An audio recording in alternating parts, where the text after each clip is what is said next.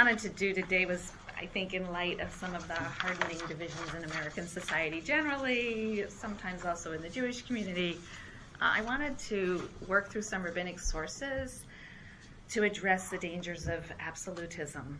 And I think that these sources will help us think about the difference between standing up and standing back.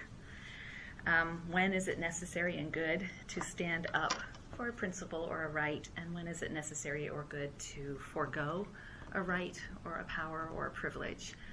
Not always easy questions, but I think a great place to start is with a biblical character who is known for his unflinching hard-heartedness, and that is Pharaoh. Very well-known story, and this is the first text, Exodus 10. Obviously, right before the Exodus, and this is where Moses is going to Paro and asking for him to let the Israelites go to worship in the wilderness. And this is the beginning of the Parsha, actually, which begins with the, Bo el Paro. So God tells Moses, Bo el Paro, ki ani hichbadeti et libo, which is already a kind of an odd thing. Go to him because I've hardened his heart. But in any event, he says, go to Pharaoh, I've hardened his heart. You know the rest of the story. We'll come back and pick up on a couple of verses in a minute. But I just want to start with that opening line, Bo el Paro, ki ani hichbadeti et libo. These words have troubled readers for centuries for a bunch of different reasons. They seem to strike at the fundamental biblical principle of human moral agency. And that raises a bit of a moral difficulty, right? How can God punish Pharaoh if God is the one who's making him intransigent, making it impossible for him to yield to Moses's pleas? So that seems to be one problem. In fact, if he were left to his own devices, it seems that it's possible he might have actually acceded to Moses' request, right? He does agree in verse 8, at least, to let the men go. So Moses and Aaron were brought back to Pharaoh, and he said to them, go worship the Lord your God. He gets a little nervous about the fact that it's more than just the men who want to go, so he sort of changes his mind. But then after a little bit of some strong-arm tactics, then in verse 24, he does let all the people go. And he says, and Pharaoh called unto Moses and said, go ye, serve the Lord, only let your flocks and herds be stayed. He's a little nervous about his workforce running off, but he does let them all go. But each time God hardens or stiffens his heart, and Pharaoh ends up reversing course. So that's one sort of troubling aspect, is how or why he would be punished when God is the one stiffening his heart. And he does seem to accede to these commands. But there's another slightly troubling aspect to the opening verse, and that is the fact that the language of Bo. The English translation says go to Pharaoh, when God is speaking to Moses, go to Pharaoh. But in fact, the Hebrew reads not lech, but Bo, come. Come to Pharaoh. That's a word we use when we're calling someone to ourselves, right? It's not a word we use when we're sending someone out to another. So there's a lot to say about both of those topics. A lot has been said about both of those topics. I'm actually going to set aside the theological issue of free will. That's not what interests me today. I am going to circle back around at the end to talk about that linguistic issue, the odd Bo. But I want to focus our attention on the hard-heartedness itself.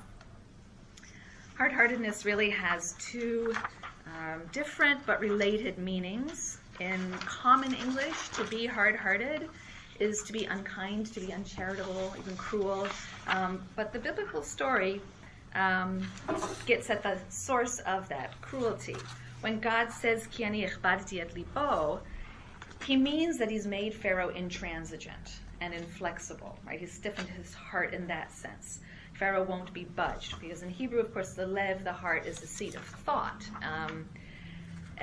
Not necessarily emotion, sometimes emotion, but more commonly thought. So having a hard heart means that Pharaoh's not going to change his mind. He's not going to change his thinking or his position.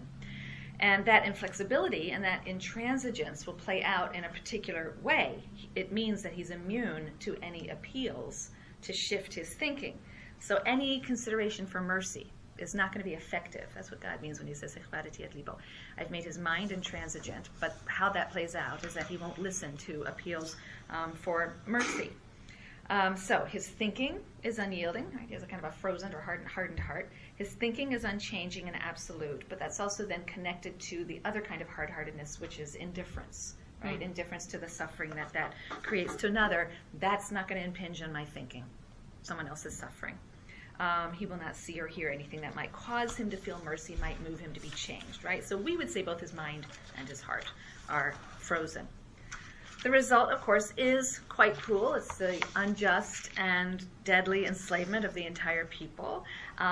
Whether or not Pharaoh is deprived of his agency, the fact remains that he stands as an object lesson, not just for the danger of injustice and cruelty towards the oppressed, but the danger of intransigence itself. After all, the story could have been written without that element, and it would be a much shorter story. And it also wouldn't have raised the theological problems that it raises for people.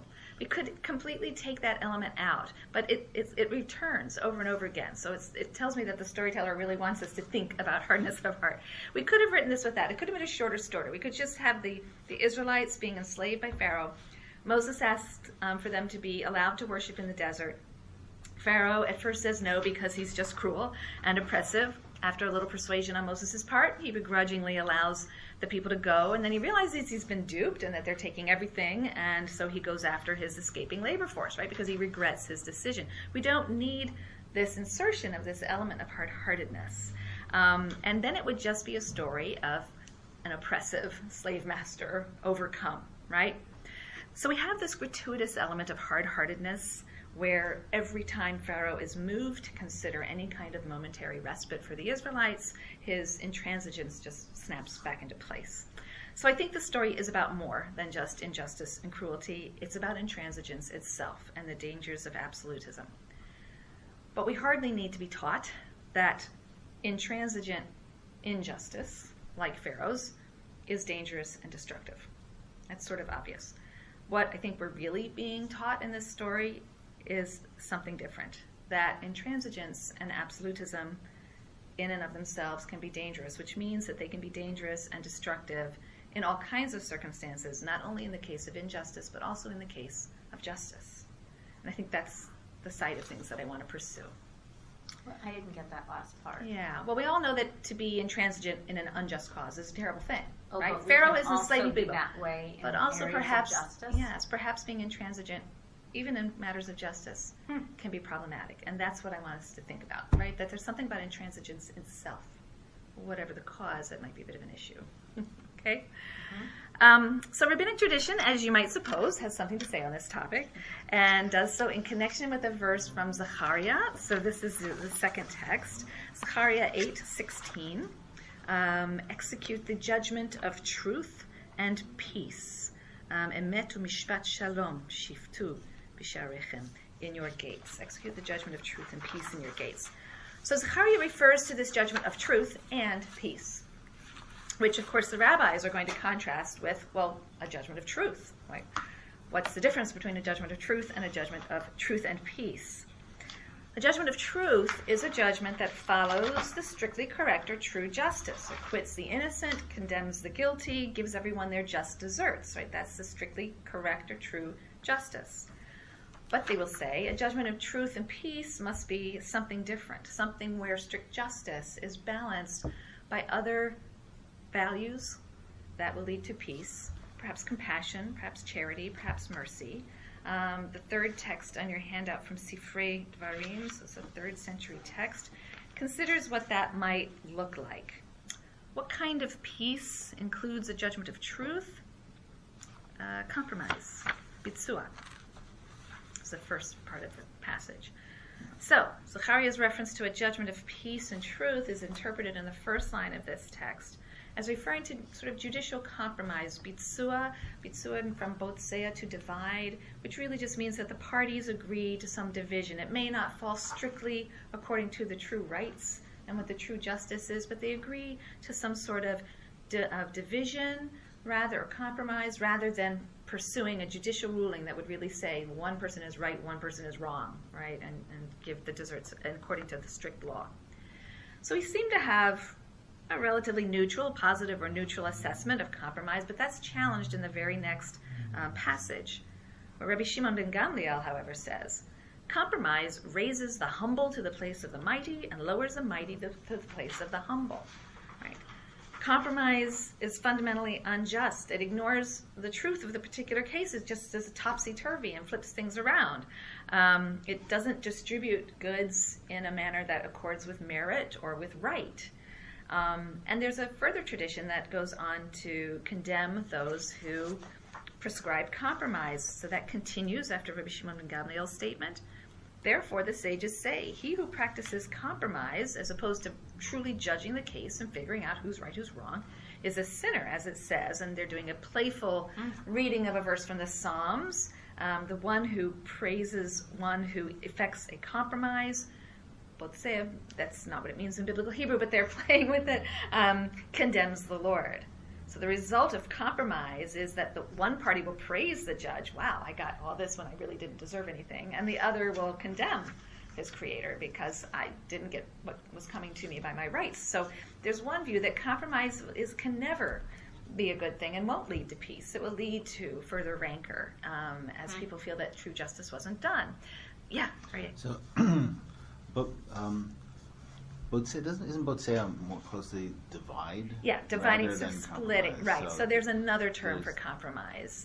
Pshara. Yeah, pshara is really used. So I am kind of glossing these. And botsea is more the splitting And or dividing.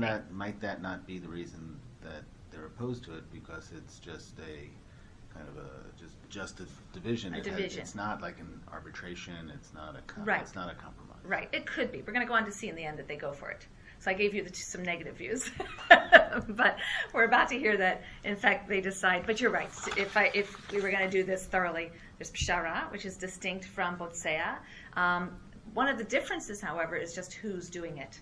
So pshara might be something that the parties themselves do, whereas botsea might be more of a judicial procedure. And so the question is, can a judge engage in that, or should a judge always and only be going for the strict justice? And botsea should be done by arbitrators or other kinds of people. Pshara is something that parties can do themselves. So it's kind of complicated figuring out who would do all these various things. But you're absolutely right. There is a distinction, and that could be what they're objecting to. So we'll pursue what it is they might be objecting to in here. Hopefully that we'll get to that. I want to lay out a couple more views. There's a passage that picks up on this and continues this. I did not bring this passage. It's from the Tosefta, but it cites what we have just read, and then there's more of a debate, and you hear different views, and some are saying, no, a judgment of truth and peace does in fact involve bitsua and splitting. Sometimes that's what you need to do for peace. And we have three different Tanaitic views. I want to make sure I attribute them to the right people. So according to Rabbi Eliezer ben Rabbi Yossi, the whole purpose of any kind of judicial process is to perform justice on the basis of objective standards, to determine who is truly deserving of something or has a right and who is not, and so on, to objectively true. And so any kind of judicial activity, whether it's actually judgment, din, or botsea, in his view, that's inconsistent with that objective standard of justice is a sin. The judge has an obligation to do justice, whether it's through the judicial procedure or even any kind of dividing. That's sinful. There are two other approaches, though, that are laid out in the Tosefta, and one indicates that the aim of the judicial process is to resolve disputes between human beings. And in that respect, the law is one option. It's generally the default option, in fact. But just as the parties involved are permitted to agree upon some other solution of pshara to their dispute, the judge, too, can also choose another option, like bitsua, some sort of compromise is not a great term, but dividing or some other non-strictly just division. That's perfectly fine if it will serve some positive value of bringing an end to the dispute, bringing peace, and so on. The question of whether that's merely an option that's open to the judge or a duty that he should actively pursue and a mitzvah is subject to dispute. There's quite a bit of discussion. Rabbi Yoshua ben Korcha says it's always preferable to do some kind of bitsua. Such a move is based ultimately on agreement if the judge does it right, and he will bring about peace between the parties. Rabbi Shimon Manasseh doesn't automatically give preference to compromise. So it's quite a complicated conversation. Which is why I didn't bring the entire text. But both of the Talmuds ultimately decide, because they pick this up as well, and they ultimately endorse a compromise position, and, a middle position, according to which judicial compromise is a permitted option, right? So a compromise worked out by division or something by the judge.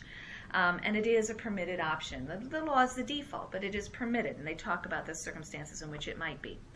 What's important for our purposes is that the entire discussion raises an important question, which is, what is the purpose? What is the goal of any kind of judgment or adjudication?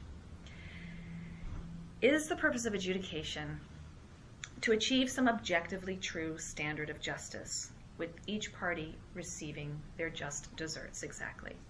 Is justice, in other words, an absolute good in and of itself that can brook no kind of compromise or anything that deviates from strict justice? Or is the purpose of adjudication to resolve disputes, to restore harmony? And sometimes those two purposes will coincide, and that's great. And we all know the refrain, no justice, no peace, right? That's pretty much predicated on that idea. Without justice, there can't be peace. But sometimes the two don't coincide. Sometimes when there is justice, there is no peace. And what do we do then? How do we know whether to choose justice or peace? When should justice be compromised? What are the situations or what are the competing values for which we might forego the demand for justice? And what the rabbis seem to be telling us in the text I sort of had to summarize for you is that a ruling that departs from the strictly correct law is permitted if it serves the positive value of peace. And in fact, a strict adherence to law, or sort of an absolutist or intransigent adherence to even something as just as the law, when it's not contextualized or balanced by other considerations, they might be charity or compassion or the promotion of peace generally, is less than ideal. So we're going to take a look at a bunch of texts that are going to criticize, if you will, this intransigence on matters of strict justice.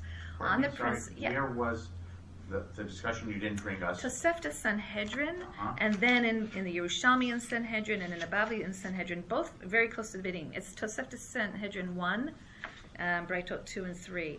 Okay. And so right at the beginning of both of the Talmuds as well, they bring up these topics. So what's going to come through in some of these texts, I think, is that sometimes the world is just a better, kinder, more livable place when people sometimes forgo strict justice. And this might all seem very abstract, so I'm going to give you a very concrete example from my own life when I was traveling home. Very minor. It's laughable, so it's not some grave injustice that we have to get upset about. That's why I like to use this as an example. But I was coming home from some lecture trip somewhere, and it had been a long trip, and I was very tired. And I had missed my connecting flight to New York. And there were all sorts of delays. It wasn't me. There were delays and the flight landed late. And so things were a bit chaotic. There were a lot of people who were in difficult situations. But I spoke to an agent, and I was told that there was a flight leaving from Hartford, which is closer to my house. And it was literally closing the door in 5 minutes. And I would have to run to the gate and have them change my ticket there and get on. But she said, it's literally, the door's closing in 5 minutes. So I ran to the gate and arrived out of breath. And there was one person standing there in front of me, very angry and upset, and arguing with the person at the counter. And so I'm standing there nervously watching them getting ready to close the door. And I overhear that she's trying to exchange her ticket for a flight that's leaving in 2 hours' time. So I said, excuse me. I couldn't help overhearing. I know your flight's leaving in 2 hours. I'm trying to get on this flight that's literally closing its door in 2 minutes. Would you mind if I changed my ticket first? And she turned around to me and she said, I was here first. And she was. And I said, yes, you were here first. And you have a right to be served before me, even if it means I'll miss my plane. So, fortunately, the person at the gate was sort of looking like this, and I think I didn't, escalate it, and she kind of signaled to someone who came over, and I got on that plane. It was a happy, one could imagine a different ending, so it was happy. But it just was such a classic example, right? She absolutely was right. She was there first. We all know the rules. First come, first served. That's absolutely right. And if I had cut in front of her, that would have been the wrong thing to do. But there's a situation, right? So that's just to give you an idea with a fun example. Badin, right? The rabbis would say by law, by strict law. Badin or bashurat hadin, on the line of the law. She was right. And she stood squarely on that line. And she exercised her full rights without regard to any consequence it might have had for someone else. So this metaphor of the law's line, Shurat Hadin, the line of the law, when they say Badin, it's really shorthand for Shurat Hadin. This metaphor of law's line implies there's a correct answer that's represented by the line. If you cross over that line, avar, that's an avera, right? The word sin is coming from this idea of avera, of crossing over the line of the law. And that is a negative deviation from the line of the law.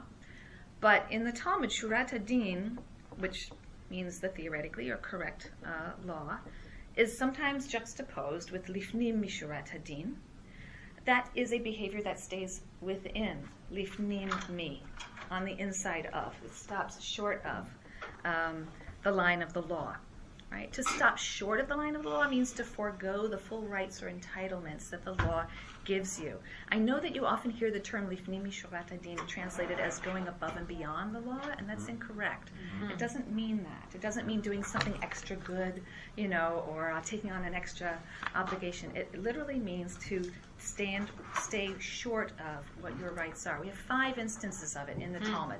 5 cases where it says this person acted lifnim mishurat hadin, and they're all cases in which someone forgoes a right or a privilege that is due to them under the law. By strict justice, they absolutely had every right to enjoy. But they chose not to because of some larger consideration. Okay?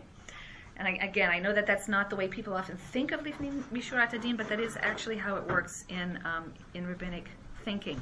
We'd say in English maybe not standing on principle or not insisting on your rights. Not insisting on your rights. Foregoing or waiving a right that's due to you by law. That's perfectly reasonable for you to exercise that right. Right? You have every right to it, but you forego it or waive it in consideration of something else. We'll talk about that. But you got your money. I didn't have to engage in this work that's beneath my dignity. Okay? Very interesting. But this guy knows a good thing when he sees it. So the carrier reacquired it. It was made ownerless, so he decided, I will declare ownership. And then he says, would you help me load it? It is funny. So Rabbi Ishmael, thank you, I'm glad you think so too. So Rabbi Ishmael then gives him another half zuz, and again declares it hefker. And now he knows he has a real cash cow, right? Seeing that, and then he's about to reacquire it, right? So seeing that he was again about to reacquire it, he said to him, wait, I've declared it hefker for everybody but you. Right? You can't. Now, the voice of the Talmud intervenes in the story here at this point, right? But then is it really hefker? Can you do that? Can you actually declare something ownerless to everyone except one person? That's not correct. So is it really then hefker in that case? Haven't we learned that Beit Shammai maintain hefker for the poor only is valid hefker, but Beit Hillel rule, no, it's valid only if it's declared hefker for the poor, the rich, everybody, as in the year of release. Okay. But now they're going to edit the story a little bit. But Rabbi Ishmael, son of Rabbi Yossi, did in fact render it hefker for all. He was just stopping the other guy with mere words, just saying, hey, you, not you. But he really did declare hefker for all. And now they're going to ask another question. Wait a minute. Wasn't Rabbi Ishmael, son of Rabbi Yossi, an elder for whom it's undignified to help one to take up a load, and therefore he's exempt? Yes, but he acted lifnim mishurat hadin. He wanted to stay inside the line of the law instead of standing on his rights by the law. He didn't exercise his rights under the law. For Rabbi Yosef learned, and now he's going to do a midrash on this verse from Exodus 18:20. The verse says, and you shall show them the way they must walk therein, and the work that they shall do. They decode each element of that verse to mean some other sort of desirable behavior, whether it's going to the house of life, of course, which means the house of mourning, comforting people in death, practicing loving deeds, visiting the sick, work, we decode that as strict law, that they shall do, waiving your rights under the strict law. So yes, you do justice, but also sometimes you waive your rights under justice. We'll read the last little bit in a moment. So what I want to point out first of all is, rather than exempt himself from the biblical commandment to assist another person with loading his burden, which was his right as an elder, Rabbi Ishmael helps, but in a different way, right? He places a limit on the claim to what is due to him by right. It's a self-imposed limit. He refuses to exempt himself from the obligation to relieve the suffering of his fellow or the burden. he assists him, but not in an ostentatious way, right? He doesn't say, look at me, foregoing my exemption, foregoing my dignity. Right, doesn't say I don't have to, but I'll, do this with a half zuz or whatever. Look at me, not, I'm lowering myself to aid you in some way. He doesn't do that. Instead, he provides assistance as required by the law. He devises a means to do that, but in a very creative way. Now, the story really could have ended there, right? The story could have ended right after he gave him the half zuz and declared it hefker, and then it would have been a very simple and rosy picture. He gives him the value of the wood, the man says thank you, and goes on his way. But what's so brilliant, I think, about this story is it's a lot more like real life, because the person doesn't say thank you. In fact, the recipient tries to exploit his kindness. So now we're pushing the envelope, right? Wait, before we go on, because I don't know this story, it's good that I don't, right? It seems as though now that I've learned that Rabbi Ishmael is an old man, it seems that we can deduce that the man with the load of wood was actually actively taking advantage of him. So I should clarify. I know they say elder, but it doesn't necessarily mean an elderly person. It's a sage. It's the virtue, the dignity of his office as a sage, which is what's giving him the exemption. So even though they say elder, that's obvious? often... Was that obvious to the wood carrier that it was a sage? Question, does the wood carrier possibly not know who he is? Right. Possibly, but that's what I'm saying. He's not ostentatious about it. He doesn't pull out his exemption card. He doesn't pull out his get out of jail card for free. Right. He doesn't want to do that. We can think about why. Right. But I do want to make sure I don't give the misimpression that when they say Zaken in the context of scholars, it doesn't necessarily mean an older person. Okay, so then forget that point. Then we could address Avi's that would point. Change the story. So right. Yes. Okay. But we could even go with Avi's point, which is, doesn't everyone know who Rabbi Ishmael is? So evidently not. And certainly a wood carrier, I would imagine, Might that not. Ordinary wood carriers in your community probably don't know who the rabbi is, or even if they fine. even go to shul, So, no, I think we have to accept the narrative's parameters, and the parameter they're putting out there for us. Here's a narrative about somebody who doesn't know this person's But we know exempt. that this guy is someone who, maybe the reason why I'm leaning this way is because we know that this wood carrier is someone who's trying to take advantage of a person. Oh, sure. So, but I think so. Let's Because play he that does through. it 3 times. Yeah. He stopped on the 3rd time. Exactly. But he does it 2 times. Right, but doing what's right doesn't depend on other people recognizing that you've done what's right, which is what I think is an interesting story here. Again, they could have told a much simpler story. He did it, he said thank you, and wasn't he pious and wonderful for not saying, I will help you even though I don't have to, and I will even pay, I will take a loss to my own pocket. He doesn't do any of that, right? And in fact, he gets taken advantage of. And yet he still doesn't change his tune. So even though the person comes back, he doesn't say thank you. He goes on to try to exploit the kindness of Rabbi Ishmael, not realizing that Rabbi Ishmael could have exempted himself all along. Right. He still doesn't pull the scholar card. He still doesn't say, you're not appropriately grateful. Let me point out that I deigned to help you. I could still exercise my exemption after all. Right? He doesn't force the man into the abject position of gratitude for deigning to assist him. He employs another technicality of the law to achieve his end so that he can assist the man without pulling rank, but at the same time kind of protect himself from too much financial loss, right? So he tries to find some other strategy. Really interesting that the story is told in such a way as to have him keep trying to do this, right? And it would have been a much easier story if it had been done the other way. But we know that this is how things work out in real life sometimes. You actually do the right thing, and sometimes you don't get thanked.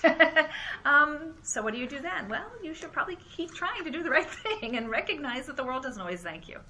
I'm just thinking about the story, and it could be read actually the other way around, that this guy is just insulted by Rabbi Ishmael. Because he asks Rabbi Ishmael to help him, and there Rabbi Ishmael buys the thing and then just mafkir it, and then goes on his way. And so this guy Feels is thinking, dismissed. He feels dismissed. I would argue that's true if there was any kind of dialogue. Instead, though, his behavior suggests to me that he figures he's onto a good thing, and I'm going to do it again. So he's taking advantage of him. I mean, you could say he's taking advantage of him because he feels slighted by him. Right. Maybe, that could be. So perhaps Rabbi Ishmael didn't do it the right way, So that would be another way to look at it. The rabbinic interpretation of their own story would suggest that they aren't telling it that way, but I think it opens up a larger conversation we might want to have about the ways that you exempt yourself for something without insulting someone, right? So, yeah, that I think is a bigger conversation. The way they're going to react to it, and we still need to read the one last paragraph as well, is such that I think they really do see it as praiseworthy and not having dismissed him. But I think you're right. There were ways to tell this story where that would be an issue. So in any event, as I said before, as we were going through it, the anonymous voice of the Talmud wonders why he didn't just exercise his right of exemption at the outset. The answer is that it's the way of the pious not to stand on the rights that come to them from positions of privilege and power, but to sometimes waive them. Now, I do want to emphasize that. It's pious for the person in a position of power and privilege to forgo their rights and the rights that are bestowed by that power and privilege. In other words, to stand back. It would be obscene to ask, let's imagine this poor person who's, barely able to make a half a zuz. He'd have to stand there selling things for 6 days before he makes a half a zuz. It'd be obscene to ask someone in that sort of position in life to forego his right to assistance, or to be silent at his own continued burden or oppression, or to be more humbled or abased than he is. I don't know. You can imagine, right? There are positions in which it's not right to ask someone to forego a right. In other words, standing firm in order to relieve hardship, or to claim a right that's too often denied, or to end unfairness or abuse or suffering, that has its place. That's when you want to stand up. But that's not the situation I think that's envisaged in the story I told, or in this much more serious one. The cases I've mentioned so far involve a person in a position of power. The woman ahead of me in line was in a real position of power over me at that particular moment. Fortunately, not on anything terribly serious. But in a position of power or privilege, Rabbi Ishmael has the privilege of not having to fulfill a particular commandment. And the stories are about people who, by clinging to a right associated with that power or with that privilege, cause harm to someone else. And so they're hard-hearted again in both senses, right? Both in being inflexible, they would be, and indifferent to the discomfort to someone else or the inconvenience or outright suffering in some cases. So what would be the outcome, perhaps, if Rabbi Ishmael had stood on his rights? If a man struggling with his load, he sees someone who he thinks can and should help him, not knowing any different. Rabbi Ishmael says, I don't have to help you. And a seed of resentment is planted. Even if he says, I don't have to help you because I'm exempt from the law, because I'm a rabbi. You say, really? This rabbis, after all, who are the ones who invented that rule. Can you imagine how that would still feel to the person who's laboring? It plants a seed of resentment, and that can fester into anger. Justice, but no peace, right? So I think the story is telling us that when, from a position of power, we focus not only on the right, but also on the good, then the world is a better place. In fact, in the last paragraph, the rabbis are going to go on to make a pretty astonishing claim. Rabbi Yochanan said, Jerusalem was destroyed because they judged according to Shurat Adin, to the formal or the strict law of the Torah, right? Dina Torah. That destroyed Jerusalem because they judged according to the law, Dina Torah. Now the Talmud asks, well, were they then to have judged in accordance with untrained arbitrators? Right? No, we say this. It's because they established their judgments on the formal or strictly correct law of the Torah, Din HaTorah, rather than stopping short of the formal law, rather than acting sometimes lifnim mishurat adin, foregoing their rights in recognition of some other greater good. Mm-hmm. So there's something, sorry, with that, the Aramaic there. Yeah. Mm-hmm. Is it Dine de Mezikta Ladino? What's Mezikta mean? Where are we in the... It's the one that's translated as untrained The arbitrators. last The last line? I guess you can say it Second to means last untrained line. arbitrators, but could you illuminate it somewhat From more? Magaz, which is a mixing, I guess. Ella dine de Megizta Ladayano. I think it comes from the word for mixing. So it's a mixed judgment, mixing their judgments. They're not doing it in a strict bifurcation of right and wrong. Okay. I don't know. I would have to look more closely. But I think that might be where it's Or coming maybe from. it's Didn't have Jasper on your phone. maybe it's not. It's, Yeah. Is there Jasper? I don't have Jasper on my It's phone. not really, but but should it open? sounds. I have the I don't know what the. Well, it could be the BDB. Sasanian law rather than Jewish law. I Oh, don't it could know. be- I've meaning never it could be a seen the person word. translation. I Okay. don't know. Okay. So Dine de is this last paragraph trying to justify and thank Rabbi Ishmael? And say, right, it's holding this up as positive. So all 5 cases where we have this behavior, it is pointed out as very praiseworthy. This is what the greats would do. They do not exercise their full rights, and they don't hold things over other people, and they don't even expect themselves to be thanked for doing it. It sometimes comes at hardship to them. It sometimes comes at a cost to them. If you're doing it only because you think you're going to get greater glory for doing it, well, then you're only benefiting even more from your rights and your powers and your privilege. It really means giving up something. And he took a hit for this. Pardon me, are all 5 cases there in Bava Metzia? Are they all... They're all in the Talmud, but they're not all... They're not all in one sugya? No. They're scattered around. I have the references somewhere here. But, yeah, I wonder... that'd be really interesting. I wonder if it is a Persian word.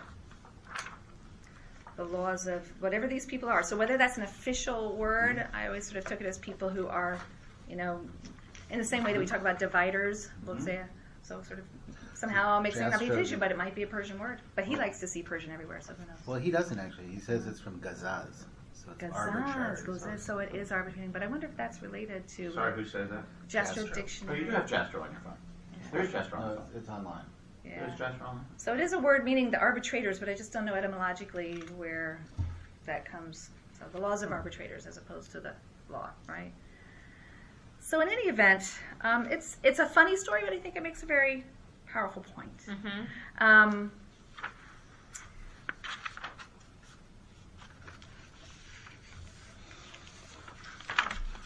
The important thing to think about here, too, is agency.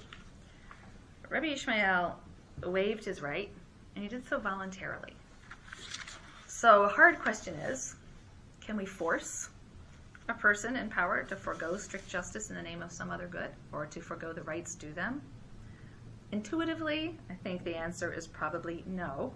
It seems that acting within the letter of the law, foregoing something due to you, waiving your rights is something that you have to do voluntarily, or it's not really waiving your rights, right? It's being compelled.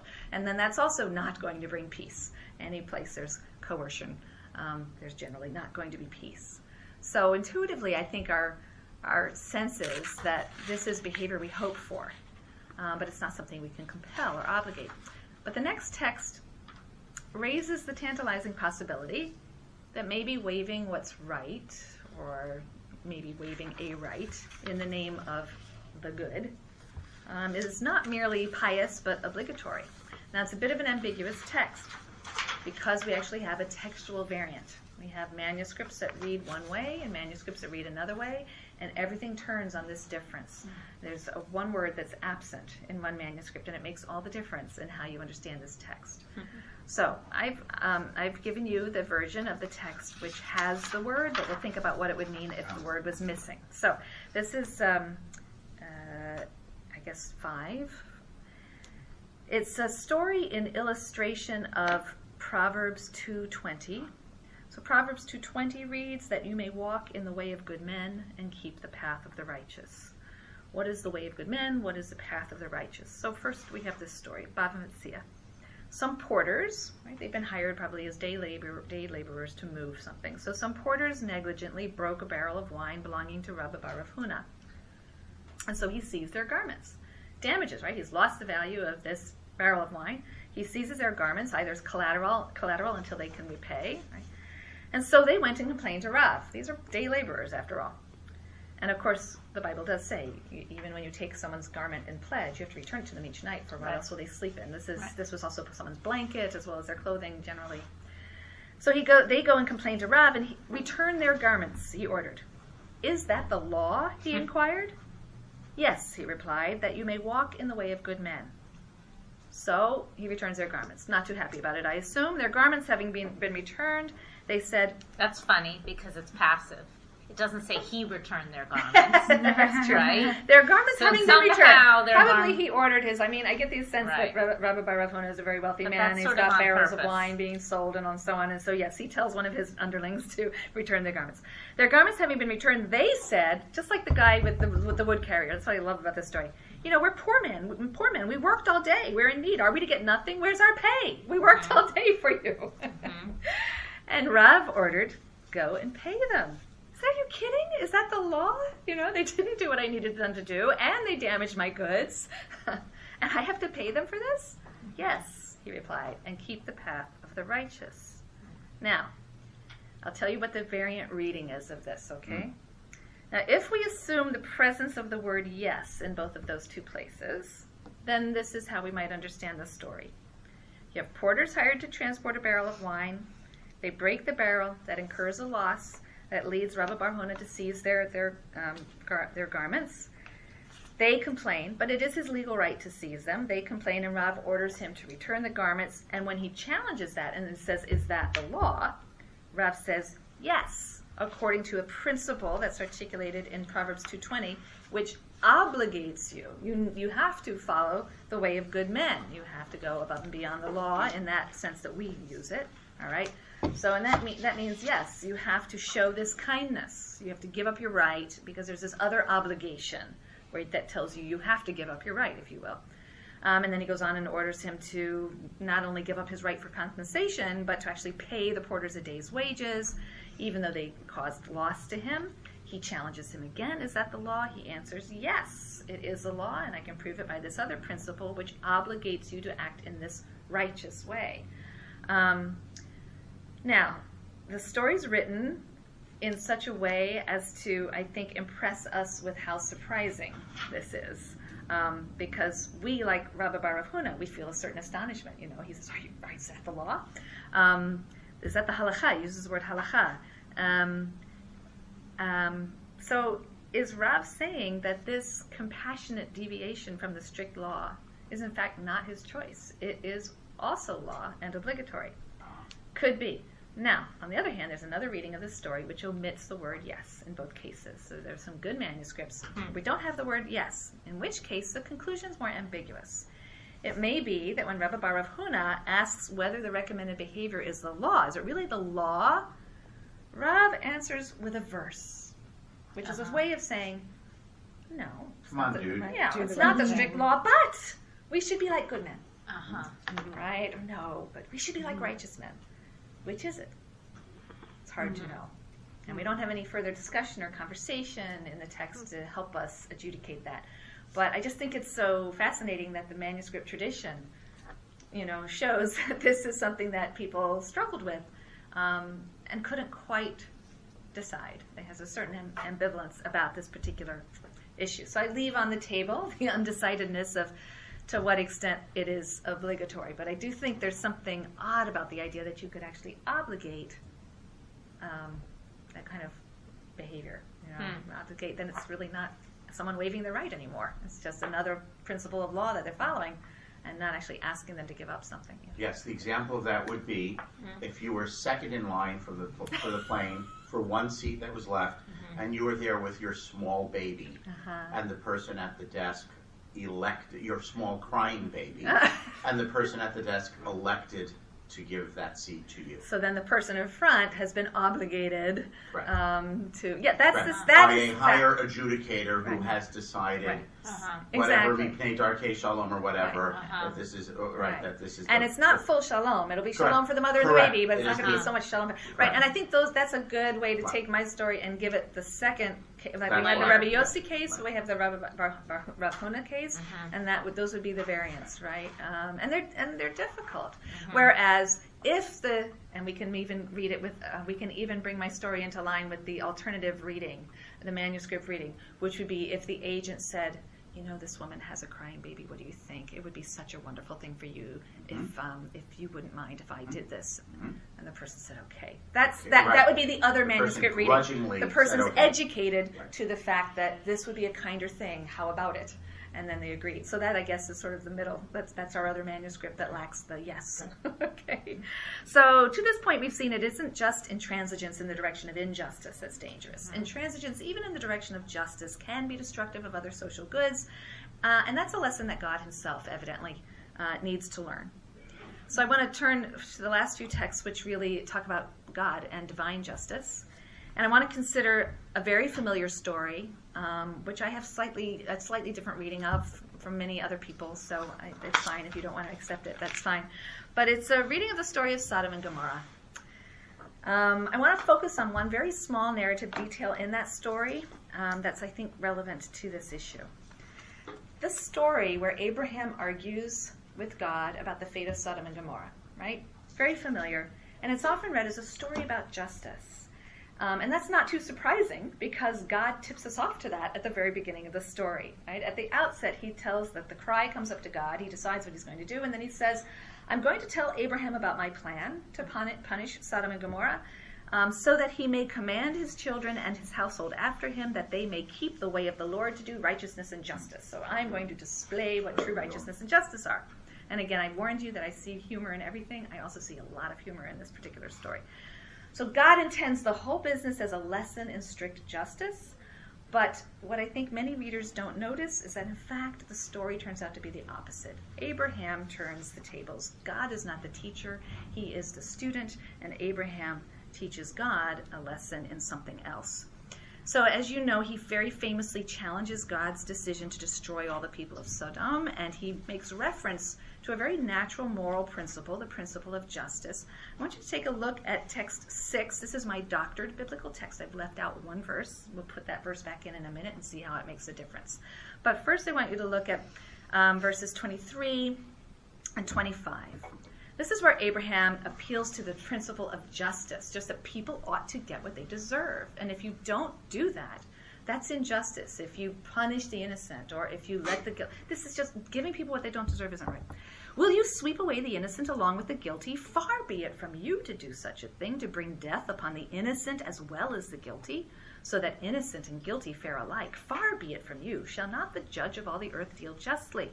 Right? Self-evident principle of justice. You have to conform your judgment to people's behavior, right? So on that view, to punish the innocent would be unjust, but also to spare the guilty would be unjust. Just deserts is just deserts. And that's what it sounds like he said. But I've left out a key part of his speech. In between all of his fist pounding about justice and not treating the innocent and the guilty alike, that's the definition of injustice from what we've just read in verse 25, right? Treating the innocent and guilty, having them fare alike, that would be injustice. But what does he actually say? Let's read it in its full. It slips in this other line in all of his fist pounding about justice. Will you sweep away the innocent along with the guilty? What if there should be 50 innocent within the city? Now I would expect him to say, won't you let those 50 innocent go? But what does he say? Will you then wipe out the place and not forgive it, the entire place, for the sake of the innocent 50 who are in it? Far be it from you to treat innocent and guilty alike, etc. What is he actually asking for? His argument is actually very subtle and very self-contradictory. If you take out verse 24, he's insisting that God would never act unjustly. He would never treat innocent and guilty alike. But when you put that verse back in, he's saying something else. Spare the wicked on account of the innocent. Treat the wicked as if they were innocent. Yes, let the wicked and the innocent fare alike. Let them all be, freed from punishment. That's not justice. That's mercy. That's why I think this story is so hilarious. I can just see God sitting up there saying, I'm going to teach Abraham all about mercy and justice. And Abraham turns the tables and teaches God a lesson in mercy. You're not making some source critical claim No, here. it's too brilliant for that. Got It is too brilliant for that. It was written by one person, I'm quite sure, who was really very clever in the way they did it. So if there is a principle of justice, and everyone holds this text up as teaching some principle of natural justice, which I don't see. If a principle of justice is invoked in this story, then it's not universal and it's not absolute, because God is willing to dispense with it in response to Abraham's plea on behalf of the wicked. Now it's true. The narrator takes pains to point out that all of the people of Sodom to the last man are wicked. So Abraham's condition of finding 10 innocent men, that condition's not met. God is able to destroy the whole city in perfect justice. But the lesson on mercy is not completely lost on God, because in Genesis 19, verse 29, God remembers Abraham, and for his sake he spares Lot, who is guilty and should have been killed too. But he spares him on account of his, love for Abraham, or the righteousness of Abraham, Zechut Avot. It's not justice, it was compassion for Abraham that enables him to spare Lot. So I just think there's such a wonderful irony in the fact that God announces his intention to teach the ways of justice to Abraham. Instead, Abraham teaches God the ways of mercy and convinces him to dispense with justice and forgive the guilty. And in the end, one guilty person is forgiven, Lot. So God learns from Abraham the value of balancing, or perhaps more accurately, setting aside justice in the name of mercy. He learns this from humans. He moderates his strict justice in light of arguments that are presented by human beings. And the rabbis present God in this way on multiple occasions. In the next text, this is also the theme. This is a text from Tanhuma, text 7, where God learns how to sort of moderate his behavior because of the insights of human beings. 3 people demanded 3 things, and from them, these things had their beginnings. Isaac demanded afflictions. What does that mean? Well, Isaac said to the Holy One, Sovereign of the world, when someone sins, you exact punishment from him all at once. Not such a great idea. You should afflict him, little by little. And then you're still exacting retribution from him. If you had brought afflictions upon the generation of the flood, they would not have rebelled against you. You, however, bestowed prosperity upon them. They therefore rebelled against you, and then boom, you punished them all in one fell swoop. But if you had moderated things a little bit, handled things differently, you wouldn't have been forced to this cataclysmic destruction. And so God said to him, you have demanded afflictions by your life. I'm beginning with you. And it came to pass that Isaac was old, his eyes were too dim to see. The other 2 cases are interesting as well. But what's important is that God learns from Isaac that intermediate steps, attentive to the human situation or human behavior, could perhaps avert the need for distributing just desserts in this very cataclysmic black and white kind of way. That text suggests that punishing or extracting justice is not an end in itself, right? Because Isaac criticizes God for doing that. If that were the goal, then what would there be to criticize?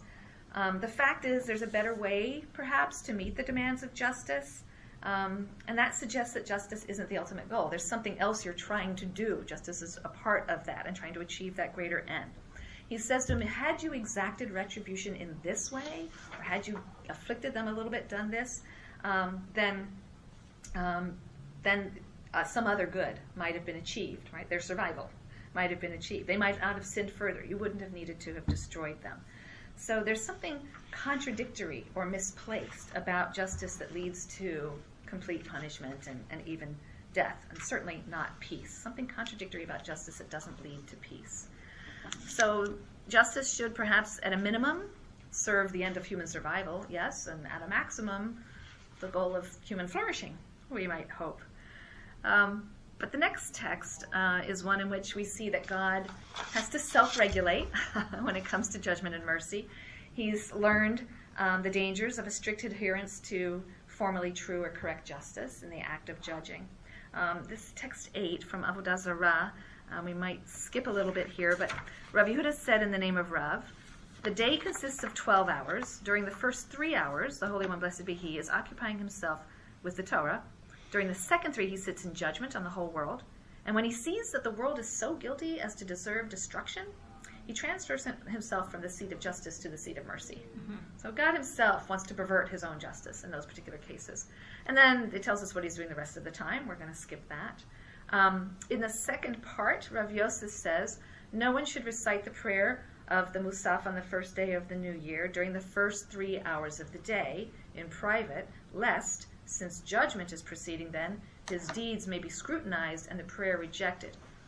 This passage is a problem because he refers to judgment happening in the first 3 days of the day, first 3 hours of the day. And yet we just read that in the first 3 hours of the day, God's studying Torah. It's only in the second 3 hours of the day that he's judging. Mm-hmm. So we have a machloket, right? Mm-hmm. So, a contradiction. So they bring that up in part 3. But have you not said during the first 3 hours, the Holy One, blessed be He, is occupying himself with Torah? It's during the second 3 that he sits in judgment over the whole world? Mm-hmm. Well, I have 2 answers. One is, you can reverse the order, I got it wrong. Or, and this is the more interesting answer, if you wish, you may say, it need not be reversed. While engaged with Torah study for the first 3 hours in the morning, which Scripture designates as truth, and we have a proof text, the Holy One, blessed be He, will not hold back from the full extent of the law. Ein ose lifni mishorat adin. He doesn't do lifni mishorat adin. He goes right to the deed. When he's studying Torah, sort of abstract theorizing about the law or the truth, and then he goes right to where the line of the law is and truth, and, woe betide you. Because if we were all judged by the standard of truth, we'd be goners. But when engaged in judging is something different, where you balance the law with other considerations. You balance the truth of Torah with other goals. When engaged in judging, which is not designated by Scripture as truth, it's about truth and peace, then he will hold back from the full extent of the law. Then he will say lifnim mishurat hadin, balancing the truth with other considerations. So that returns us now to that distinction between a judgment that's according to the din, the formally correct or true law, and a judgment that is lifnim mishurat hadin, that stops short of the full law. And the din is negatively marked here. It's stopping short of the law. That's life-sustaining. We would all perish if God judged the world according to truth. Isn't it odd that the rabbis who spend their whole day studying all day, that they would actually, I think this is a self-critical statement, that they would actually admit that by sitting and studying Torah all day, it can make us into narrow-minded, black and white, judgmental people. Or legal robots. Legal robots. robots. That somehow law is divorced from life and reality. Correct. First come, first served is always right. Right. In a divorce case, custody should always go to the mother. Right. Really? So, but it's I know some mothers who would be terrible, and you would want to give it to the father. Like, as if law is ever abstracted. There's a theoretical right or truth that's abstract from situations and reality. And I think you're right. I think they're constantly being self-critical. They're being self-critical, and even in the text which we're talking about, Jerusalem was destroyed because people just followed the abstract truth of the law and didn't take into account circumstances that might need you to really make a judgment. What is a judgment? Judgment means weighing things, balancing things, not just looking at it like a math problem that you solve, put in these ingredients and out comes the right answer in the law. I have a friend who's a law professor who would say, I think if you were sitting here, this is actually a matter of debate It is. today It is within indeed. law. It is indeed. Right. Okay. It is very much. This meaning like lawyers who just teach the law but don't actually No, but practice it. there are people who say, no, the Supreme Court, dispute. their job is just to decide what the law says, da-da-da, And they're not not bring really- in situational and other Right. things. And there are other people who say that it's a myth to think there is any such thing Correct. as what the law is. Correct. That's There's just no- a myth. There's Sonia just no such thing. Sotomayor saying a wise Latino woman would know what to do or something, whatever Right. the quote is. Right, but there's something in between, which is not to say that it's all just relative and your perspective, but that there just really is no such thing as abstract law, which was Aristotle's position, and I think it's the Rabbi's position. I think it was also the Founding Fathers' position, to tell you the truth, too, which is why they gave things in very general terms. But yeah, it's the debate going on today between formalism, legal formalism, right, which is the idea that law is like a math problem. You have the formal principles, and there will always be one right answer, very clear right answer, just by entering the principles and seeing what they are. And that it doesn't require any actual, what Aristotle would call phronesis, which is rational judgment, thinking things through. That when it comes to human affairs, they aren't math problems. Human affairs are too complicated to be reduced to those sorts of principles that can always be fed into a robot to give the right answer. Yeah. That's also, this is exactly what was going on in the other story with the Sabalim. The porters who broke the porters, sloppy porters. Because who that broke. comes at the end of the sugya, in which it's exactly spelling out the obligations of shomrim, of those who take it. And there's People who are keeping things, right, yes, and or so therefore babies, or it's obvious as soon when we get to that story that we know the answer, and then that's also why it's so surprising, because they don't give the answer that everybody knows there. yeah, which is probably why our manuscripts have a little trouble with it too. Maybe I missed this. So there's the legal formalism, and then what was the term for the non-legal formalism? So I used a Greek term, but the idea that that law is always something that is situated. But there's not a nice little label there's for not. that. One word, Okay. A one word like Or two words. Really, Okay, not really. law is Some- situated. Some Okay. people But some is people it call it. originalists and non-originalists. Well, right. There's sort of the negation of the non-formalists, right? I mean, some people use words like legal realist, but that's a pejorative term, and that actually just means the law is what the judge ate for breakfast, just how he's feeling. And that's not what this is either. This is a principled, balanced, right? It's so there isn't, I think, Okay. unless I'm mistaken, but sort of a non-formalist approach to the law. Yeah. So what's interesting in the passage you just read, though, is that God self-consciously abandons Dean, strict justice. He realizes, wow, this is going to lead me to something that is against a greater good than justice in itself, again, is not a good, an end in itself. And so if it's going to lead to something which is against some larger goal or good, then perhaps one has to deviate from it. So you begin with justice, for sure, and you pursue justice, for sure. But when it tends towards a negative outcome or becomes destructive, then being intransigent about it or inflexible, that's the problem. An absolute adherence to justice at all costs, as though it were an end in itself, is not the divine way. There's a great new book that's coming out, I think like in 2 weeks, by Ricky Hidary, and there's something about a chapter on the divine courtroom, and he goes through all of these midrashim where God is always wanting justice to be perverted. He's begging people to please talk me out of this. Or anyway, there's some really great cases, and it's not just Abraham pleading, but Moses, Leah, any of the biblical patriarchs and matriarchs, and he's helping them out, giving them extra time as advocates to speak on behalf of the people that they're speaking for, and so on. So in this text too, we're going to see this overcoming of intransigence in oneself. That requires an ability to admit your own fallibility, which is why some people find it so difficult to do. To admit your fallibility without defensiveness, to change in response to moral critique. And God demonstrates his ability to do that in text 9. This is one of 3 occasions in which Moses spoke up before God, and God said to him, "You've taught me something." When the Holy One, blessed be he, said to him, to Moses, in Exodus 34, right? So he was introducing himself in Exodus 34. God is describing himself, and he says, I am the God who visits the guilt of the parents, or the punishment or sin of the parents upon the children. Moses interrupted him and said, Master of the world, how many evil people give birth to righteous people? Shall they take punishment from the sins of the parents? Terach worshipped idols. Abraham, his son, was righteous. Also, Hezekiah was righteous, and his father was a wicked man. And also, Josiah was righteous, his father, Ammon, was a wicked man. Is it appropriate that righteous people shall receive lashes for the sins of their parents? And God said to him, yeah, you've taught me something. Wow, that's cool. By your life, I will nullify my decree and establish your word, as it is said. So in Deuteronomy 24 it says, the fathers will not be put to death for the children, nor the children be put to death for the fathers, but everyone shall be put to death for their own sin.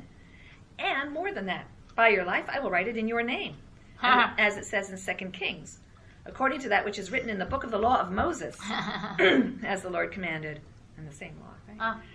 Right? This is great because Moses expresses this moral outrage over the principle of transgenerational punishment. And God learns from him. You're right, I was wrong. He annuls his decree. He establishes this new rule of individual punishment for taking individual responsibility. And there are other cases. There's another case that they cite where Moses teaches God the principle of suing for peace before you declare war, and that also accounts for a change in Scripture. We have somewhere in Numbers where God has Israel make war, but then later in Deuteronomy, Moses says, tries to make peace with them first, and then when they won't, then they declare war. So the rabbis explain that change as Moses having said to God, this is really not a good way to do things. We should always try for peace first. And God says, by your life, you're right, I've learned something, we'll change it. And then they cite the changed rule in the other verse. So the rabbis pick out a few examples of this. And there's another text in which God learns a lesson in altruism from Leah. In another one, he reduces the punishment for some crime from stoning to flagellation or lashes, again, because I think in that case it's again Moses who intervenes, and so on. We started with Exodus 10, where God makes an object lesson of Pharaoh and his hard-heartedness. And by inserting that narrative detail of hardening Pharaoh's heart, right, that drives home the point that intransigence in the service of an unjust cause that threatens to crush and destroy Israel is, of course, terrible. But I do think that the more important message comes 6 weeks later in the parsha containing the story of the golden calf. The Israelites, if you will recall, are newly liberated from the intransigent Pharaoh, and and they've been brought to Sinai, and here God is going to become the object lesson, God in the hands of the rabbis, when his hard-hearted intransigence in the service of a perfectly just cause, threatens to destroy Israel. So I'm referring to the story in Exodus 32, the golden calf story. No sooner has God finished conveying the commandments and the covenant to Moses, but the people commission the making of this golden calf, and they worship this golden calf. The rabbis reflect on the responses of God and Moses during that critical moment when Israel's fate is hanging in the balance. God, of course, is infuriated by their disloyalty. It was sort of the first thing out of his mouth was, me only, no statues of anything, don't worship them. Right up there in the top of the Ten Commandments. And even those who think that the Israelites stopped listening, they still heard the first two, even so that's kind of a big one. And he's infuriated, and he declares in Exodus 32, verses 9 and 10, his intention to wipe them out, right? Leave me be, my anger will blaze forth, I will destroy them, etc. But Moses does not leave him be. Instead, in verse 11, we read, Vayachal Moshe et Pnei Hashem. This word Vayachal is translated as implore, to plead, maybe from a root for sweetening, maybe just from entreating, writhing. There's lots of different punning possibilities. But the Midrash is going to pull out one other punning meaning of this root, Vayachal, from the root chol, profane, right, as opposed to kadosh, sacred, and the word, the causative form, to profane a vow or an oath, right? So in Numbers 30, for example, we have the law of a vow. When a man makes a vow, he shall not profane it or break it. Lo yachel, that's the word, that's the verb that's being used. It's the same verb. Lo yachel dvaro, he won't break his pledge. So the rabbis are going to read that verse as a pun on that. So God has just said, stand back. I'm going to destroy them. I'm furious. And then the text says, Vayachal Moshe et Pnei Hashem. All right? Another explanation, text 10, of Vayachal Moshe. Moses implored the Lord his God. Rabbi Berechia said in the name of Rabbi Yitzchak that he absolved his creator of his oath or his vow. He profaned his vow for him, freed him from his vow. How? When Israel made the calf, Moses began to implore Elohim to forgive them. But Elohim said, Moses, I'm stuck. I've already taken an oath. Back there in Exodus 22:19, I said, whoever sacrifices to a god other than the name alone shall be proscribed, destroyed. I can't retract an oath which has proceeded from my mouth. And Moses said to him, Lord of the universe, didn't you grant me the power of annulment of oaths by, let's read ahead a little bit, God, in Numbers 30, verse 3, let me remind you what's written there. It says, if a man makes a vow, he shall not break his pledge. That is, he himself, lo yachel devaro, he will not break his own pledge, but a scholar can absolve his vow if he consults him. Now, any sage who gives instruction, if he wants others to accept his decision, he should be the first to observe it. So since you've commanded me concerning the annulment of vows, it's only right that you should be the first, right, to seek to annul your vow as you've commanded me to annul the vows of others. Thereupon Moses wrapped himself in his cloak and seated himself like a sage. And the Holy One, blessed be he, stood before him like one petitioning for the annulment of a vow. I love this image. It's Moses wrapped up in his tallis, right, and there's God standing there, hat in hand, really embarrassed. I made this really stupid vow. I'm really sorry I did. Right? So, and I will say, this is also playing on something else in the verse. You know that at that scene in Exodus 32, and Moses implores God, don't kill them. What would the neighbors think? The Egyptians will say, you just brought them out here to kill them. Remember the patriarchs and so on. And then what does it say? It says, Vayinachem, and it says, and God repented al hara'a asher, about he repented for the evil thing he said he would do to the people. Vayinachem, he regretted or repented. So they're playing on that too, because God stands before Moses, and Moses says, do you regret your vow? And he said, I regret now the evil which I said I would do to my people. Mm-hmm. Taking that line straight out of Exodus 32, converting it from the narrator's voice to God's own voice. Mm-hmm. And when Moses heard this, he said, it's absolved for you, it's absolved for you. There is neither vow nor oath any longer. And for this reason it says, Vayachal Moshe, meaning he absolved Hechal, the vow of his creator.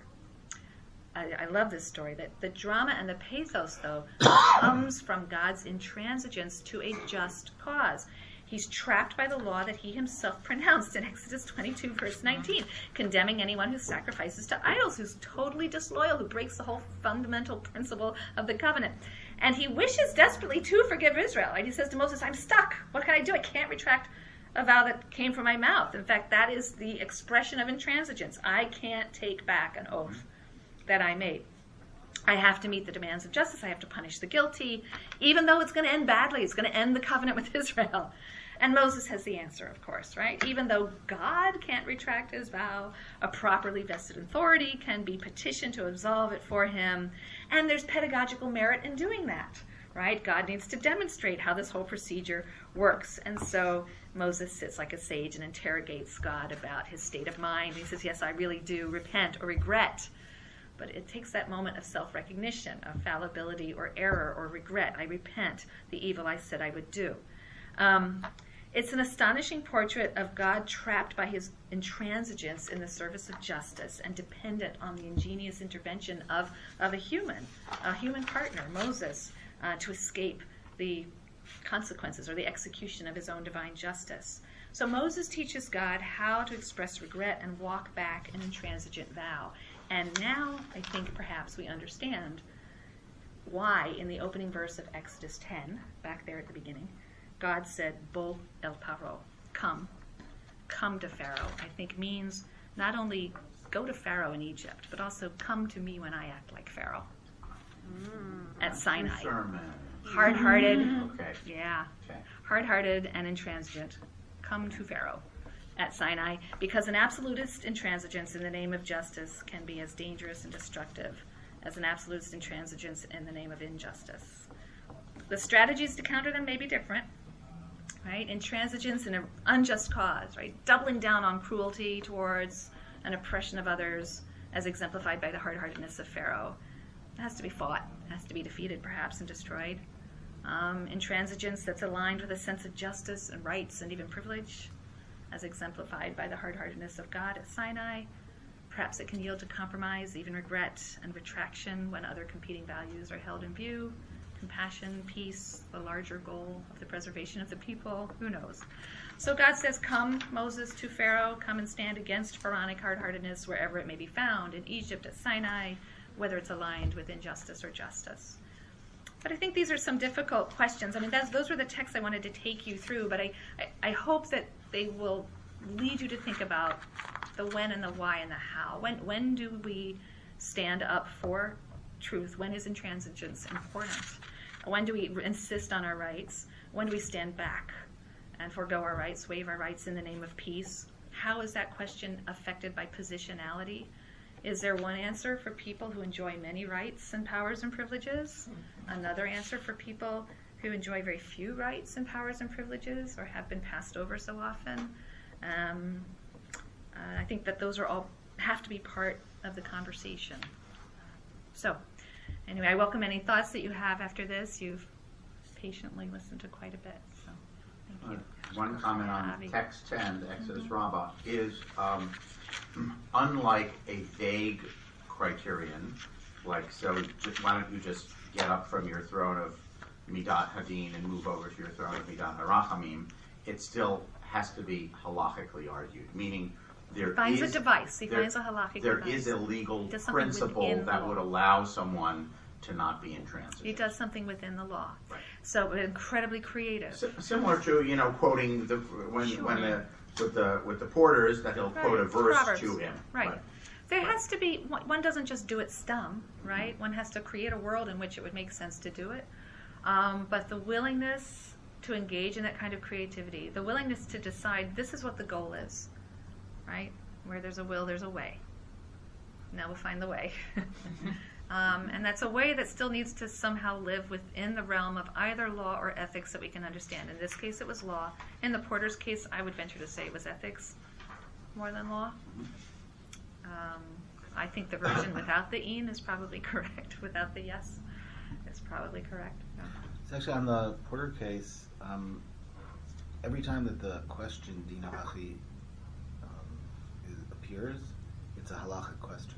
Mm-hmm. Not there, all through Nezikin. Absolutely. So I think that the Eeen is less important because the demand is for a halachic answer. No, I think it's still important. You don't know whether he's saying yes it is and this verse from Proverbs proves it, or Dafka because it's from Proverbs, which is not generally a source for halacha, it's not actually the law. We're going with an ethical principle. How is he treating Proverbs? How is he treating that text? Is So it a he's saying, source I of think- law or a source of ethics? So I think he's saying that it's because the law can't be law if it ends up with people going home hungry. So that's a legal principle. Possibly, except that in so many other places the rabbis do separate law and ethics, and I guess that's why I'm of two minds. And you could be right. I've yet to see or hear anything that makes me totally convinced, because there are other places where they will say, well, here's what the law is, but that will lead to a bad outcome, and therefore the operative halacha is X. They have no problem with labeling these things as distinct from one another. And the ambiguity here leads me to wonder if they are doing what they normally would do. They would say, well, this is what the law is, but that's going to burden this person, or this is going to insult this person, or that's taking advantage, and so we're going to say the halacha, the maaseh, is something else. I would like to know if that's what they're doing in this case, or if they're doing something new and different and really saying that the best answer is the good answer by virtue of being the best, right? There's law gives us the right answer, right? So there's the right answer, but there might be a better answer. If you're Ronald Dworkin, you would say those two can never be apart. The right answer under law is always whatever is the morally or ethically best answer. And I've argued in an article that the rabbis aren't Dworkin.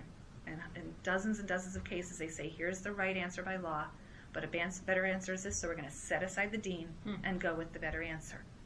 So I know they do that, and my problem is I don't know if that's what they're doing here. I can read it both ways. But I think the form of the question and answer is actually pushing us towards saying that this is a halachic answer. In other words, that it's not a halachic answer per se, but that this is part of halacha. They just don't do that anywhere else. That's Dworkin. That's making the rabbis Dworkin.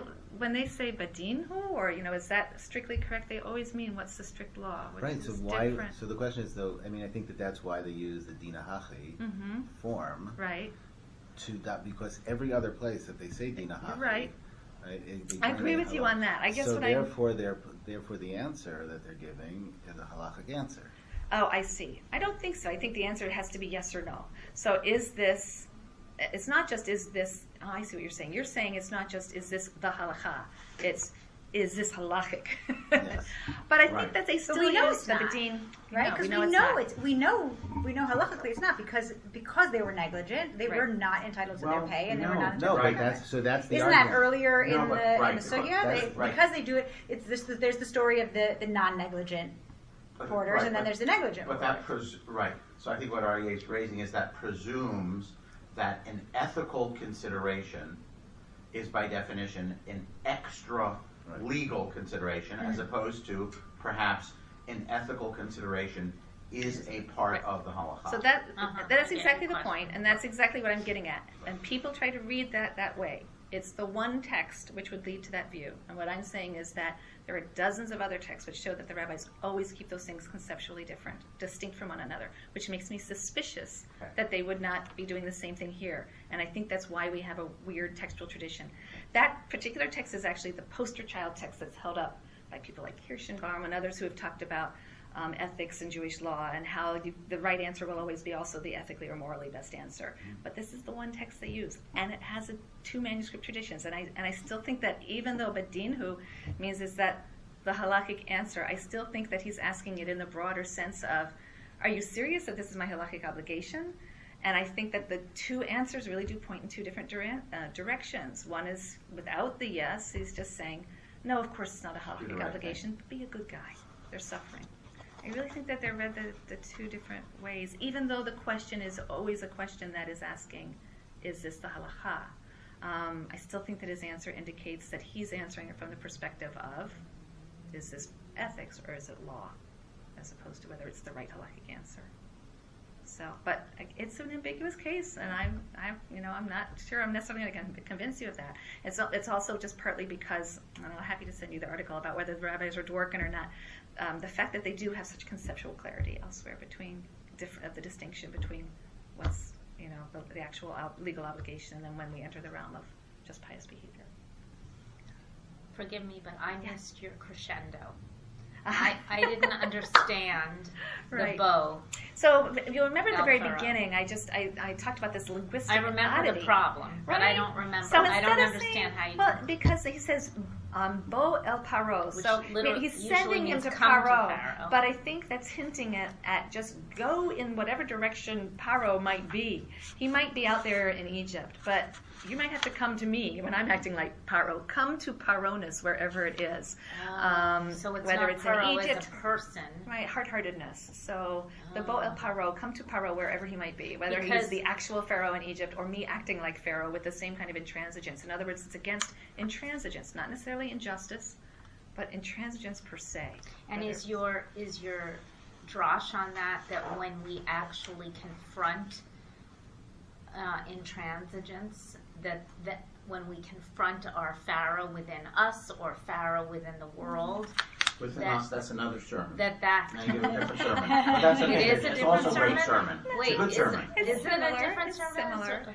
I mean, I think that there are different. Because you're saying that it's saying go to Pharaoh, wherever Pharaoh may be, whether it's within yourself or in God or in the world, and that by going to Pharaoh, what's the end of the sentence? Right. You will then what? You need to counter intransigence, and that's why I said there would be different ways of doing it. Those are distinct cases, right? So I think there are some sorts of intransigence that simply have to be fought. But there are other forms of intransigence, the ones that we saw in the cases with God, where there was enlightenment, right? There was conversation. There was. Are you aware of the suffering you've caused? Are you aware of the destruction that will? Now, if someone's intransigent because they want that destruction, that's not going to be helpful, right? There are genocidal maniacs who are precisely bent on destroying things, and so pointing that out to them is not the point. So that's what I'm trying to say. I'm not trying to paint some sort of rosy, there are times for intransigence. There are times to stand up and to stand up on principle and to fight things, but there are times to stand down or stand back. And sometimes some of the times by not being indifferent to the consequences of our behavior, then we realize we can be flexible. So that's where the hard-heartedness in two senses is so important, right? The hard-heartedness in the sense of inflexibility is what won't be moved by any sort of appeals for help or seeing or understanding the position of the other. If you can, in fact, help someone understand or see the consequences of their behavior, and that can help them also not be hard-hearted in the first sense of being intransigent or absolute, right? So I think the stories with God are, here's this, presumably, except that God in the Bible and in the rabbis is not actually omniscient or omnipotent, but, he's pretty knowledgeable and pretty powerful. And if even he fails to see things or understand things or gets caught sometimes in his own intransigence and needs help one way or another, to keep in mind what the real goal is and the real good is, and to find some other way to get that good, even if it means going around or somehow subverting the just, that's what's important. You may have said this, but in most of these stories, there is some part of the flexibility is based on give and take. There's some relationality that helps the individual who's being intransigent to see it. Right. And they don't necessarily figure it out on their own. They don't. So there was the one with God figuring it out on himself, but that's why I like to follow that up with the text where he's dependent on human beings. Right. He's dependent on their experience and their knowledge. It's like the difference between the abstract study of the Torah and actually judging. It's fine. God has the Torah. He's studying that. But when he judges and he has to hear the individual cases and the circumstances and the stories and realize, wait a minute, this is much more complicated.